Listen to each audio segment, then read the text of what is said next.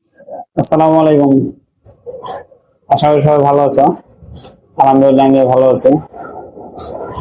আজকে ছুটির শেষ দিন তো, আজকে হয়তো মানে আজকে শেষ দিন, আগামীকালকে থেকে আবার সেই কর্মজীবন শুরু হবে।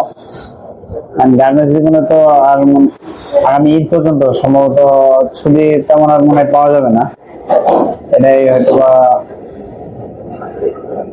মানে আগামী ঈদের জন্য তো আবার আমাদের যে আমরা যে মানে ঈদের ছুটির সাথে যে সমন্বয় করে কি করা হয় হয়তো বা সে আমরা বলি জেনারেল ডিউটি, সেই জেনারেল ডিউটি আবার হয়তো বা করা লাগবে, মানে শুক্রবার ডিউটি করা লাগে।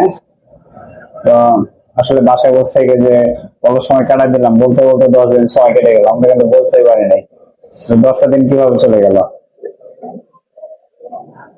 এমনিতে আসলে যখন এমনি সময় কাটাই তখন কিন্তু এটা বোঝা যায় না, বাট কাজের সময় সেটা কিন্তু মানে যে খুব দরকারি সময় থাকে তখন মনে হয় খুব তাড়াতাড়ি চলে যায়, কিন্তু অত সময়টা অটোমেটিক চলে যায়।